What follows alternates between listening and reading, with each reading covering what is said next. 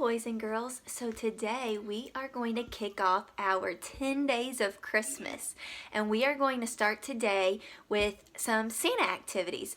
So we are going to start with the story today, and the title of our story is A Small Christmas.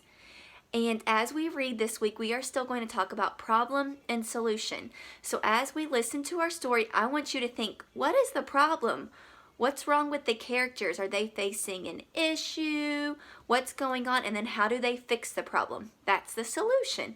So you don't have to write down your answers, but I want you to think about it.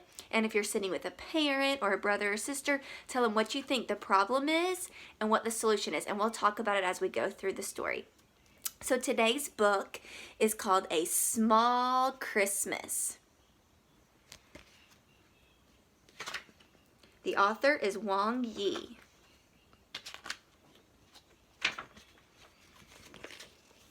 Here's our...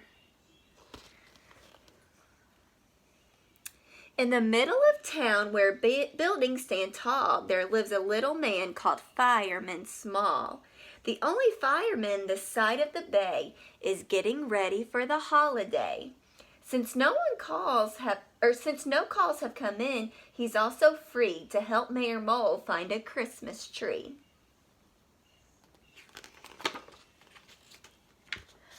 On Beaver's Tree Farm, they grow pines big and tall, and some teeny tiny like Fireman Small. With a few mighty whacks, he chops a tree down, throws it on the truck, and drives back to town. He's getting ready for Christmas. The city is bustling with Yuletide cheer. For stores, it's the busiest time of the year. Fireman Small waves to a holiday shopper as he straightens the Christmas tree topper. There are bundles of lights that need to get strung, boxes of ornaments waiting to be hung. Does that sound like some of the things you guys do at Christmas? Get your trees ready, hang the ornaments. The townsfolk hustle past Small on the street. Some people stop to sample a warm winter treat. Boys and girls climb onto Santa's lap. Moms and dads line up with presents to wrap. Do our characters have any problems yet? Does Fireman Small have a problem?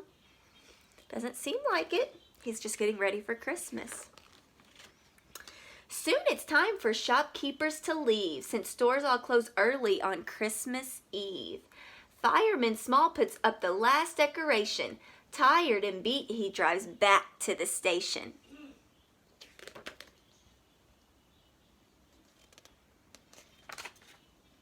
He pulls the truck into Firehouse 9, walks upstairs one step at a time, closes the curtains, gets in bed, and pulls the covers over his head.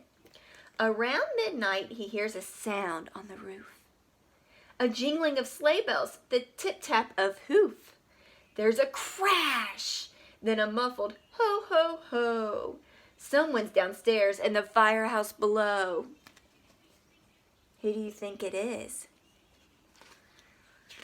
Gave you a hint. Ho, ho, ho. Think it's Santa? Quickly out of bed he scoots, jumps into his pants and boots.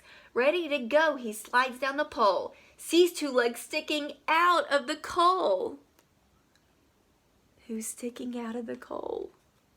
Black boots, a brown sack, white bearded jaws. Is it a burglar?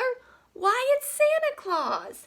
From the cap on his head right down to each foot, the jolly old fellow is covered in soot.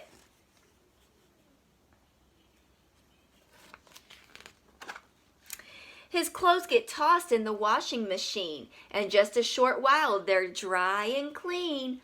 Uh-oh, something's wrong. The red suit has shrunk. Worse than that, Santa's asleep in his bunk. What about all the good girls and boys who will deliver the rest of the toys? So do we have a problem? Yeah, you can pause the video and discuss what is the problem. So now that you've thought about it, what's our problem? We have a couple of problems. First, they tried to clean Santa's suit, and what happened to it? It shrunk. Will it fit him? What is he going to wear to deliver the toys? Not only that, what did Santa do? He fell asleep. Can he fall asleep in the middle of Christmas Eve night? He's got to deliver all the toys. Do you think they're going to be able to fix the problem? So let's make a prediction. How do you think they're going to fix the problem? Let's read and find out. Though Fireman Small should be snuggled in bed, he races up to the rooftop instead. Dressed in Santa's suit, he hops in the sleigh, but the reindeer refuse to fly away. So they won't fly away. Why don't you think they'll fly away? Is it Santa driving the sleigh? It's Fireman Small. What can he do now? Such terrible luck. Wait, Fireman Small can take the fire truck. Out of the station, he's ready to go, plowing through streets all covered with snow. Fireman Small clutches the sack full of toys. He slides down the chimney without any noise.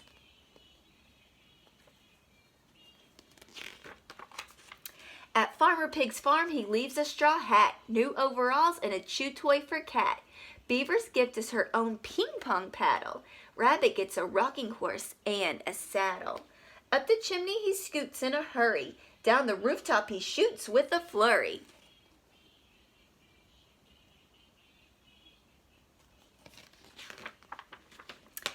Fireman Small speeds along to the next house, dropping off presents for Possum and Mouse. He stuffs a stocking for Crocodile's daughter. Makes sure the Christmas tree has enough water.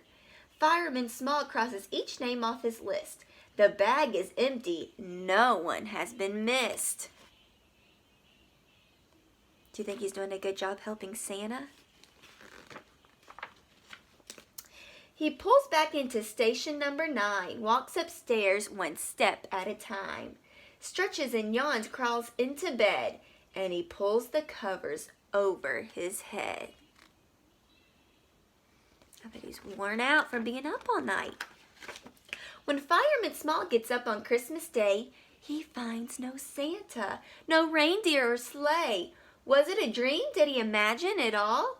Look, there's a letter for Fireman Small.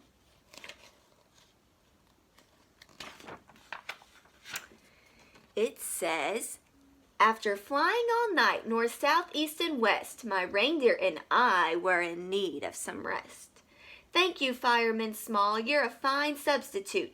Please keep this token, my now tiny red suit. The end. So, how did Fireman Small solve our problem?